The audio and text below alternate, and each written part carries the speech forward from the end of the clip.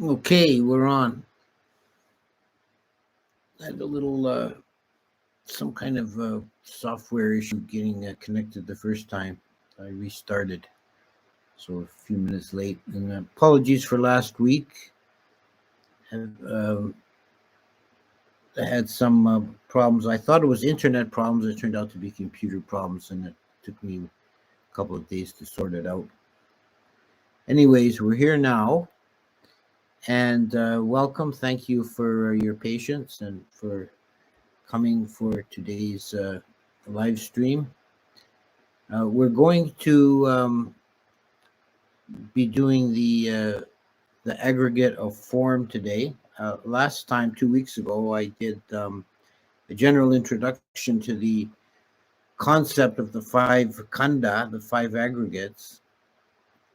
That is a way of explaining the contents of body and mind. There's five aggregates. One is material, and the other four are mental. That's a clear distinction. And in the Abhidhamma, we have the division between the different categories: Rupa, or matter, or the body; Chitta and Chittasaka.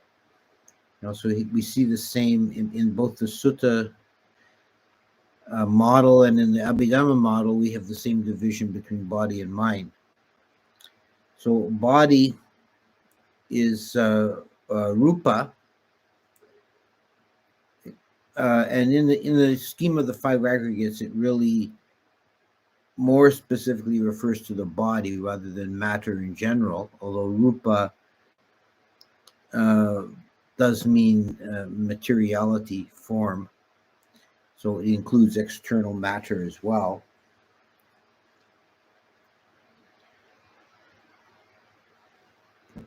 In the explanation of what is matter, what we might say the physics of the time, we can see an evolution between the first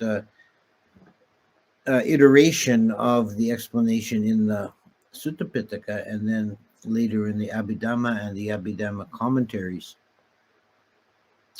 In the suttas, it doesn't go much further than to talk about the four elements.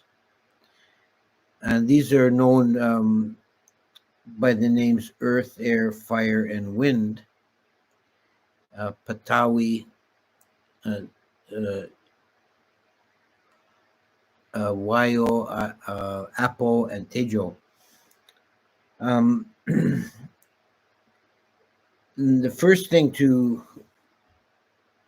understand about this is that those names, earth, air, fire, and wind, or sometimes called air, but I think wind is more correct.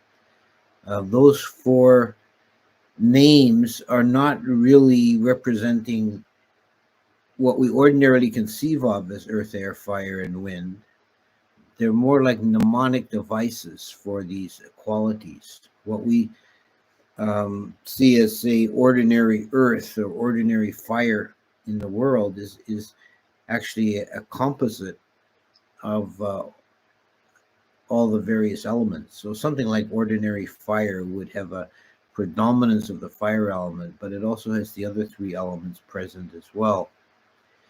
And I think the first, my understanding from the suttas, the first iteration of this system, the four elements were not conceived as particular substances, but rather more like qualities, or even one might say energies that underlie a physical manifestation.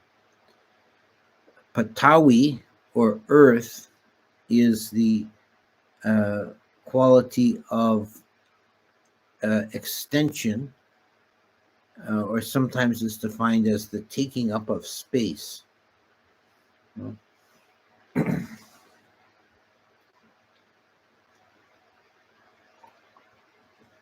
So it's, I guess, in very broad general terms, we could say it's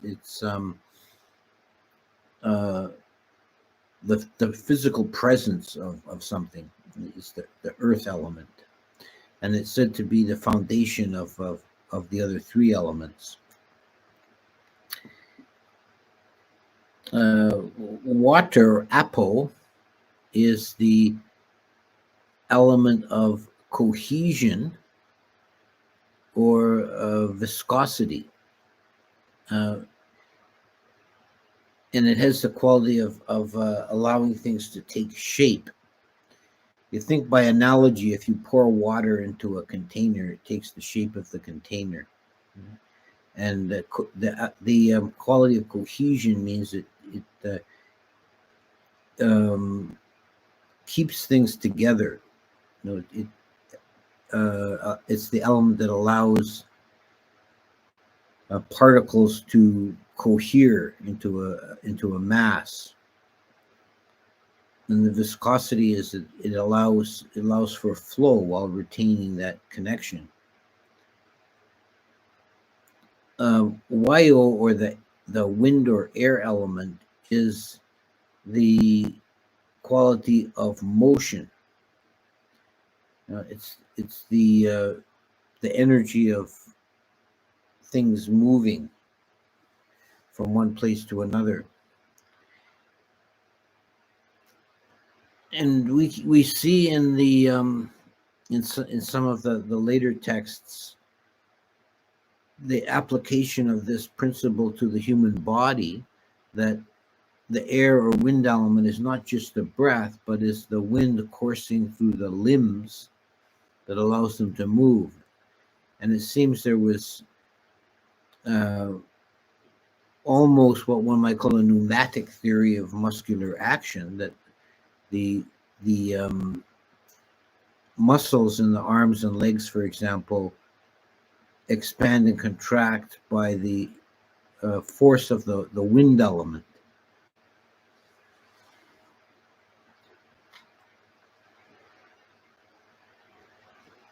For example, I saw in one Burmese booklet about meditation the statement or the advice that if one finds oneself always nodding and leaning forward in meditation, it's due to a weakness of the wind element, and you need to sort of puff up your spine as if you had a bicycle pump, you know, fill up that spinal column with wind element and sit up straight.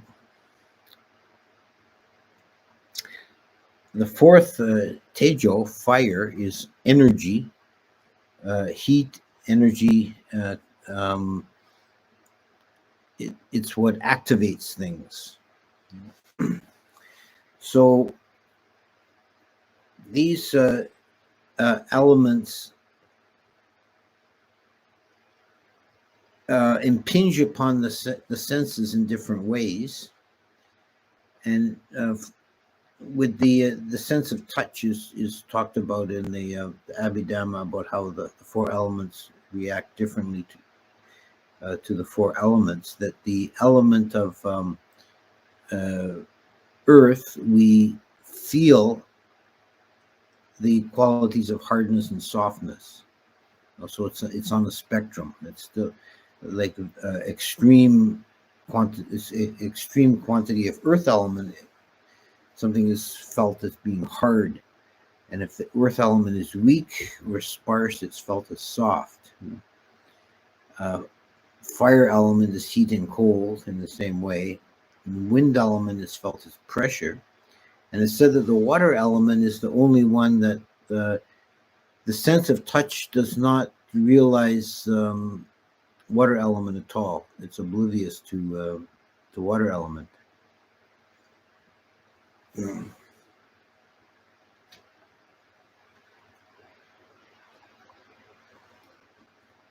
we could say there's primarily fire element that activates the eye in the form of light waves, and wind element that activates the ear in the form of sound waves.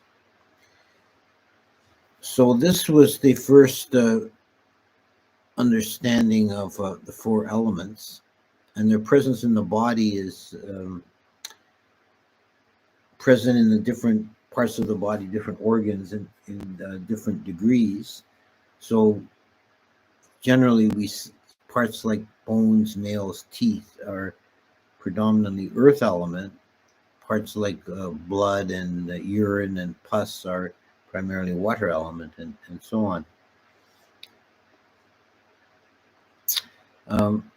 In later developments, in beginning with the Abhidhamma and then into the Abhidhamma commentaries like the Abhidhamma Sangaha, Abhidhammata Sangaha, very important text for studying Abhidhamma.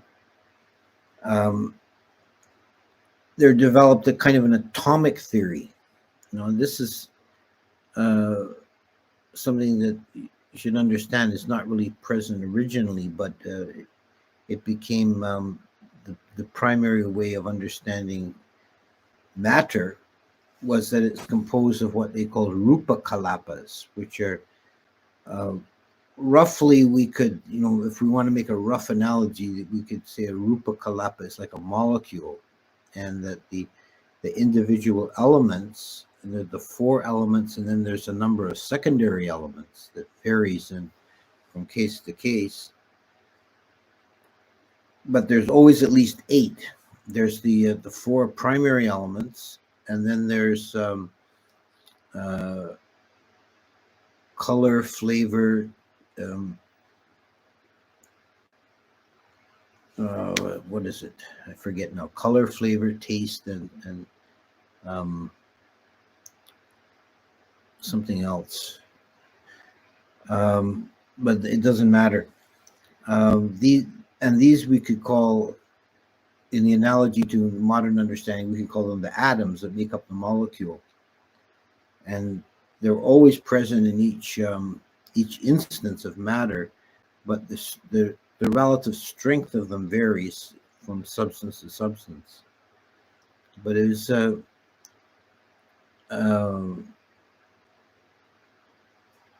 idea that there is this fundamental unit of matter, the Rupa Kalapa. And some meditation systems, like the Pao Ak meditation system, for example, uses the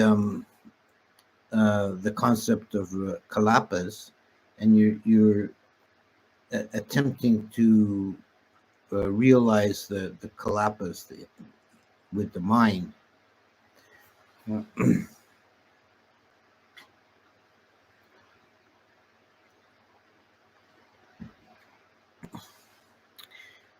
There's more to this mature theory of the atomic theory that's present in the Abhidhamma Sangaha than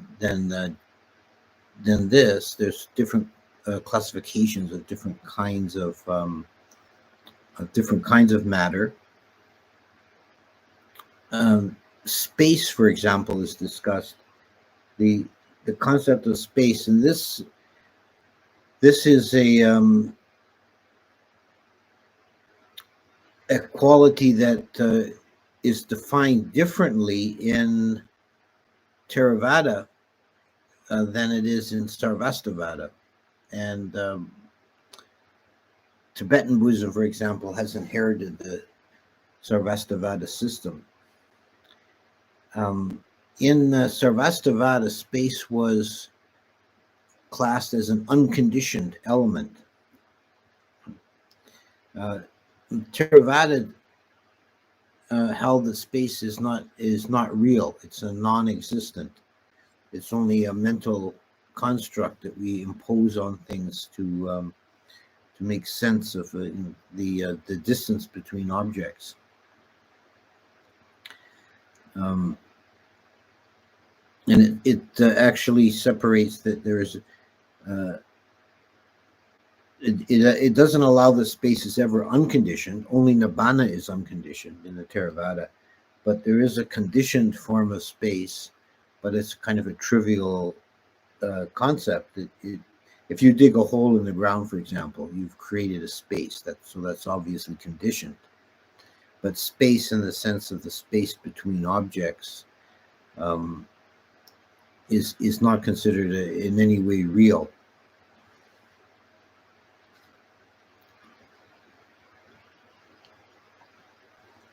Now, as I said in the first talk, the whole reason or purpose of the Buddha giving this teaching of the aggregates is to see through the aggregate into its real nature as being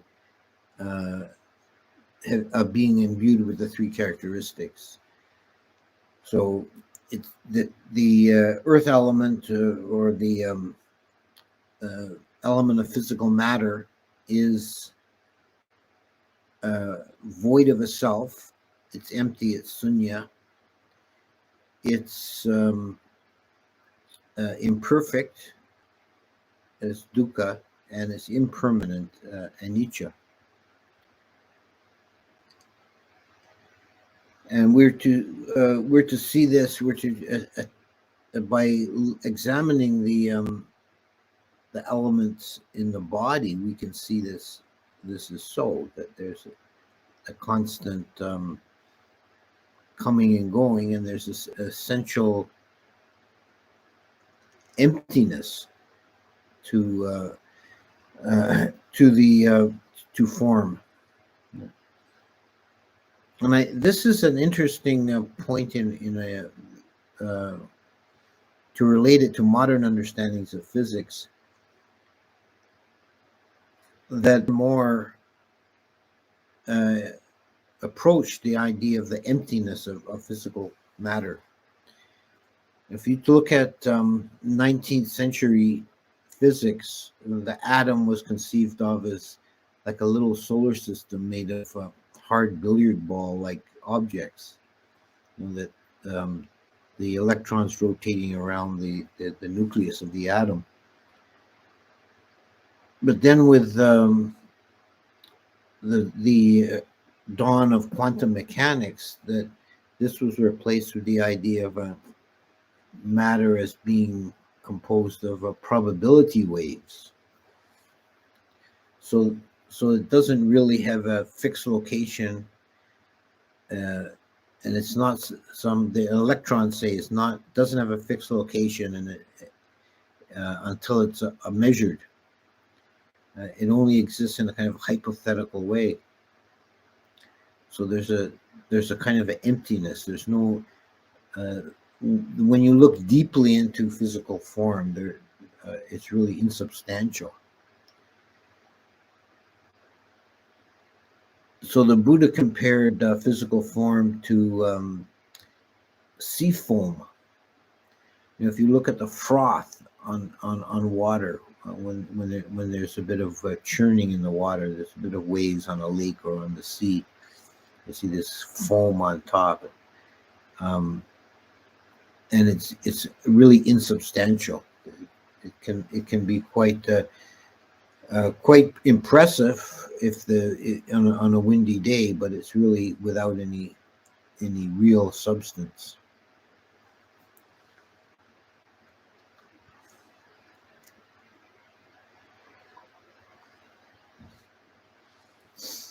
So, in terms of returning to the more focused look at Rupa, Khandha as applied to the body, the body is, of course, a important vehicle for meditation.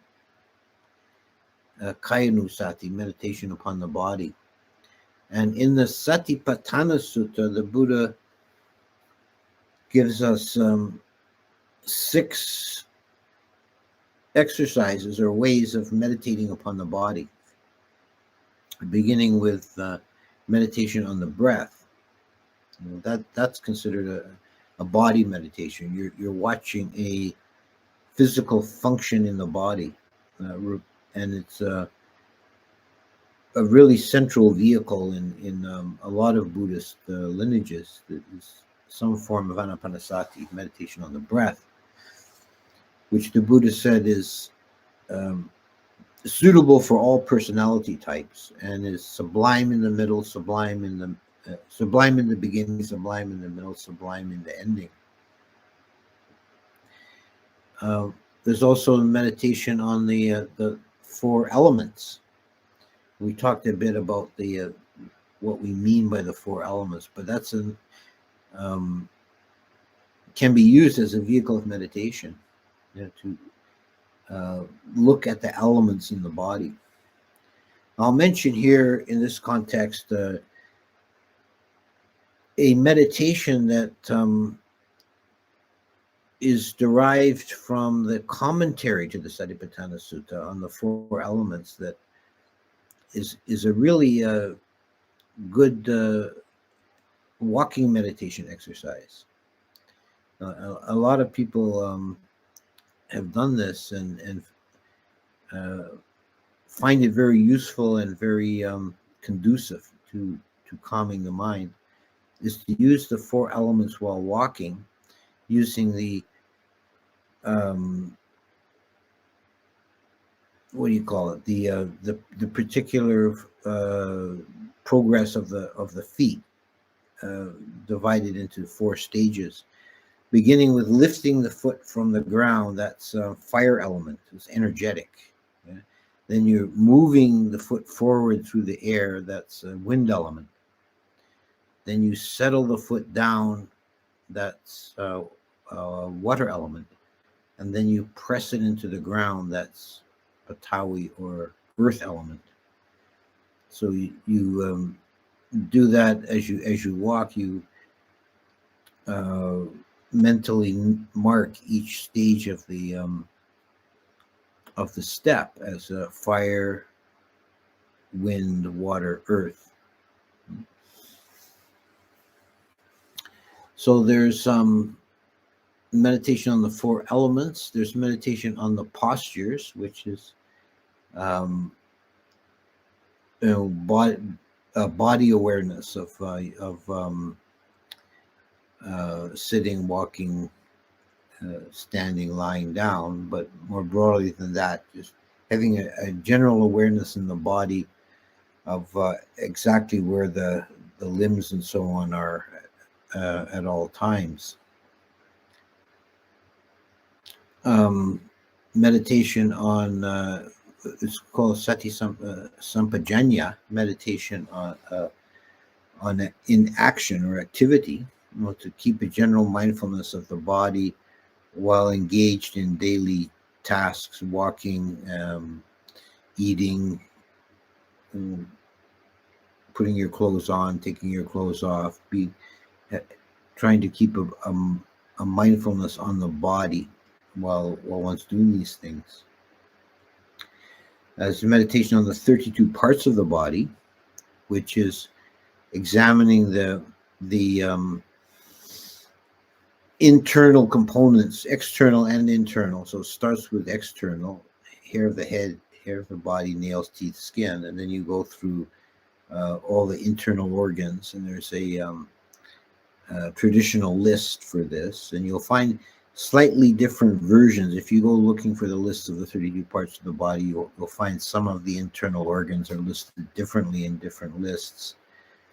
This is simply a problem of translation. That there's some, for a couple of the organs, there's a little bit of doubt about the exact translation. So you go through the list in the forward direction, in the reverse direction, and then visualize one or the other of the parts. And this is a particularly good meditation for breaking up the sense of self associated with the body, by seeing the body made up of bits and pieces rather than as a compact whole. And finally, there's the cemetery contemplations, asubha, which means unlovely or undesirable, to visualize the body dead and decaying and being torn apart by vultures and rotting and so on. And there's a list in the Satipatthana Sutta of stages that the rotting body goes through, and one can visualize that in the mind. It can be very powerful if you actually have a dead body to observe and contemplate, but that's kind of hard to get these days. It was in ancient times. It was common in India for poor people, particularly who couldn't afford a proper funeral pyre. They would just take the body out to what was called a charnel ground and hold a little ceremony there, and then just leave it lying on the ground and allow it to return to nature in that way. And the Buddhist monks would go to the charnel ground and observe the corpses in different states of decay.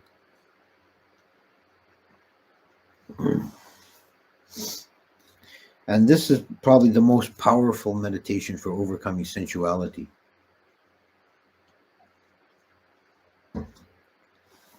So there are different ways of contemplating the body.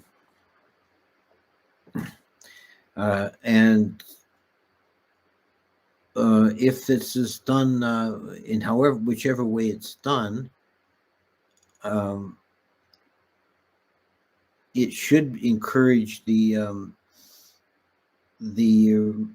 observation of the body as being essentially ownerless, empty, void, conditioned, and so forth. To break down the sense of self attached to the body is really the essence of all these practices. So that's some discussion of the first aggregate, the khandha of form, Rupa khandha. And let's go to the chat and see what questions I can deal with here.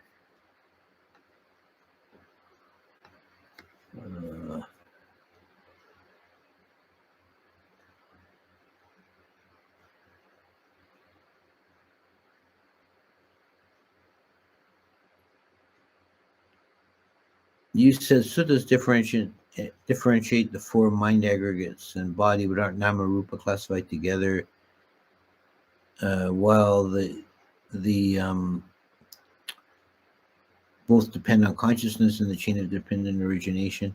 Yeah, it is in that in that context. Nama rupa means body and the mental aggregates. I don't see this.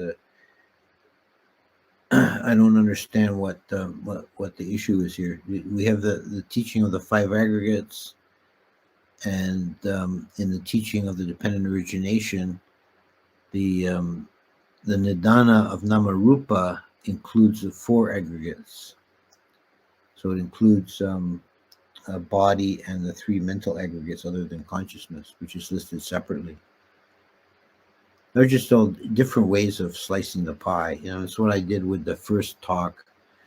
I put up the thumbnail of a pie divided into 5 pieces, and this is the pie is a unity, and you can divide it into 4 pieces or 3 or 6 or however. Since the body is not self, is it the kama emotions that delude us to assume as self? And does that mean without kama emotions, the body is naturally seen as not self? Well, it's ignorance from. I guess you could call that an emotion in a broad sense. It's fundamentally ignorance that makes us identify something as a self, and it doesn't have to be the body. We can identify with the mind as self, or some aspect of the mind, consciousness or perception, and so on. But if identifying with the body as self, then you're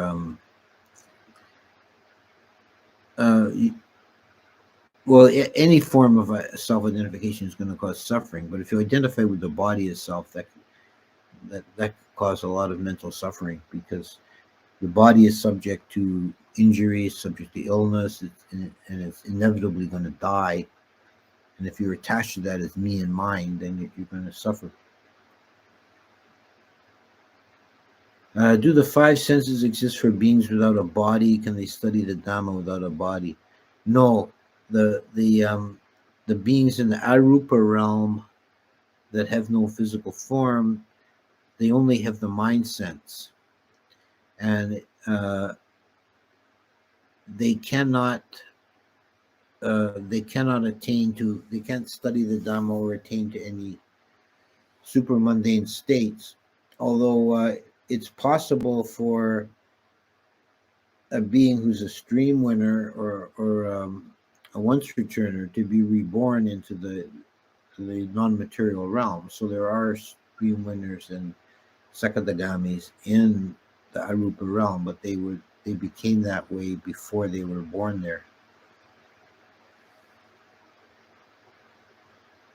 Are computers sentient beings in some way? No, I would say no. Whether it's possible they ever will be, that's another question. I tend to think not, but definitely no computer now is in any way sentient.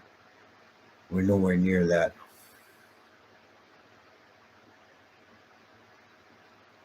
It's quite strange that poor people could even afford to set their families or friends' corpses on the fire in those days. I talked to an Abhidhamma scholar, and he said that I consciousness means it is consciousness that arises dependent on I informed, and that the consciousness component of the experience is not different from any other kind of experience. Does that match with how the Sutras describe the six kind of consciousness, or is it different? Well, what you're referencing is definitely the Abhidhamma detailed parsing of the experience of taking an object through the eye. Is that the eye consciousness sees the object initially, but then it's passed over to mind consciousness and becomes a mental object. This is kind of a refinement. You don't really see that level of detail in the suttas. And the Buddha just talks about the six forms of consciousness, and eye consciousness is aware of color and shape. We'll talk about this more on the lecture on perception and on consciousness, because that process is subtle, and it's important to understand. Does the body of Devas and Brahma gods consist of the same four elements as us? The bodies of Devas, yes, they are composed of the four elements, and actually Brahma gods also, but of the materiality there is of a more refined or subtler form than it is in the lower realms. It's not. It is still could be spoken of as four elements, but in a more refined or kind of non-substantial or ethereal kind of version. There's one story about one of the Buddha's followers who was reborn into the Brahma world, and shortly after being reborn there, he rejoiced at his good karma, and he wanted to go and pay homage to the Buddha on earth and thank him for his teachings. And he appeared before the Buddha and immediately began sinking into the earth. And the Buddha had to explain to him, because he was a brand new Brahma and he didn't understand, how it works. The Buddha had to explain to him, you have a subtle form now. You can't stand on this physical earth. You'll just sink into it because your body is so refined.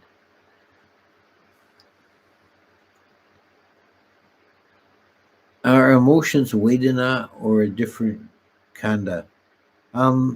Emotion uh, is not a word that really has an equivalent in Pali. It's a psychological category that we don't really find, and we do find names for all the specific um, emotions like love, hate, jealousy. There are Pali words for specific emotions, but there isn't one word that covers that category of emotion. And most of what we would call emotions seem to be a complex mix of sankaras and vedana.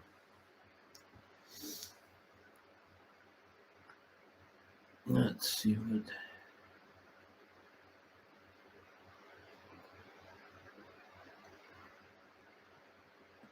Uh, why did the physical body of some rare monks shrink at the time of death? Is it changes to the pure energy or possibility that they may have entered nirvana? Um,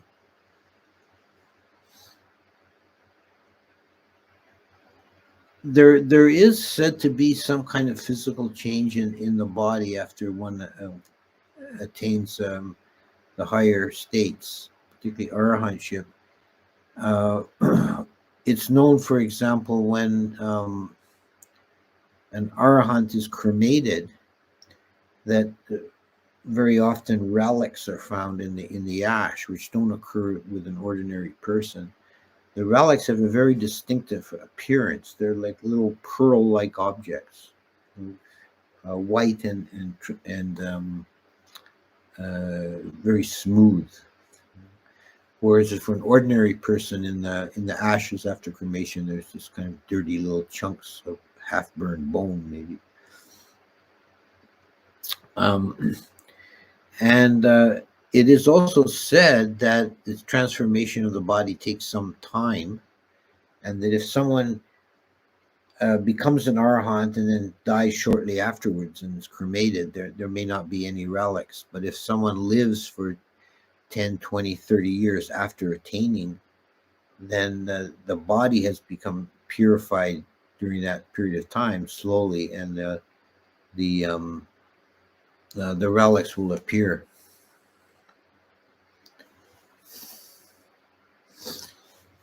The Buddha said that caste system is social convention because people like Greeks didn't have it, but it seems in the Brahma realm there's a birth-based caste system.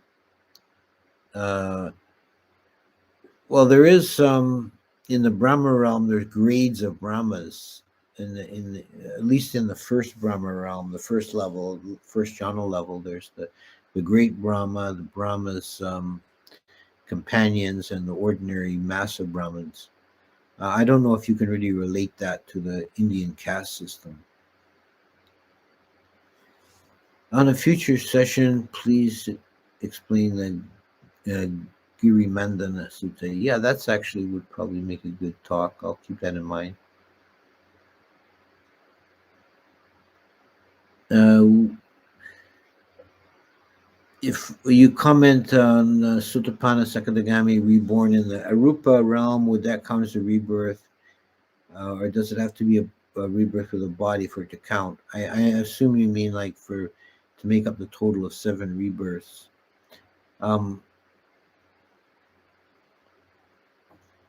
I think there's some uncertainty about that.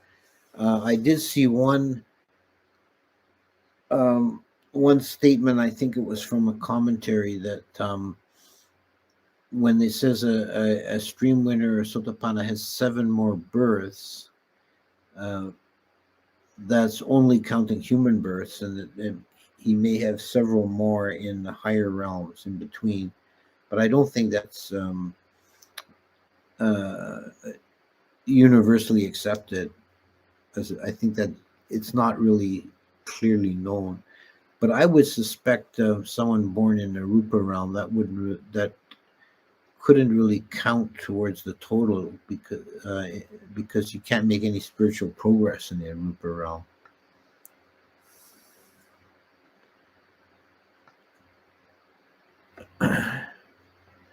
Is there any type of meditation on the body a layperson can practice when doing daily tasks like working, doing errands, meeting family and friends. Yes, exactly. That's the sampajanya practice. Um, is trying to be clearly mindful of the motions of the body as you go through different tasks. It's easier to do if you're doing some kind of a simple, more or less repetitive task like washing dishes, or if you're, making your bed, or getting dressed or undressed. But it's more difficult if you're, interacting with people and doing more complex things. But it's trying to be clearly aware of your actions, not to do things in a robotic way. I have a problem with being a liar, prolific liar. Sometimes I make up entertaining stories, make people laugh. Can you give me tips to stop this? Well, why don't you, if you're going to tell a story to make people laugh, why don't you introduce the story as a joke? Tell people this is let them know from the outset it's not something that really happened. It's just a joke. And then there's no harm to it.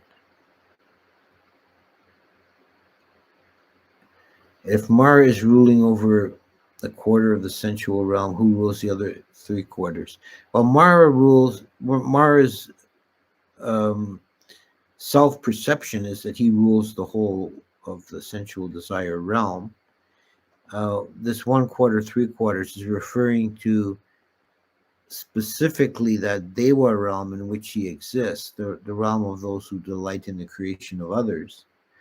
The king there, the highest Dewa in that realm, is Vasawati, and he's the overall ruler of that realm. But Mara, it said he's like a rebel prince. He's got this province of that realm that doesn't obey Vasawati, that is sort of his independent duchy, and it's said to be a quarter of the realm.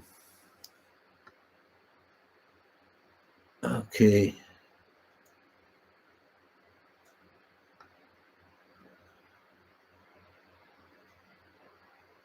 Okay, I'll take one last question, and then we'll close it for this week. And next week we'll do the aggregate of feelings, Vedana. So this is I'll take this because it's a follow up on a previous one. What did you mean by there won't be any relics, or relics would appear? What is the difference between a relic and a piece of bone? Now, if you've seen, which I have in Thailand, I've seen relics on display, and they're quite distinctive in appearance.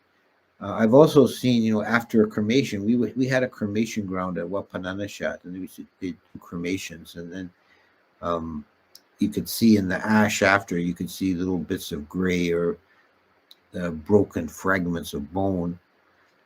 But the relics, which the Thai call pradatu, they're quite different. For one thing, they're not jagged; they're smooth.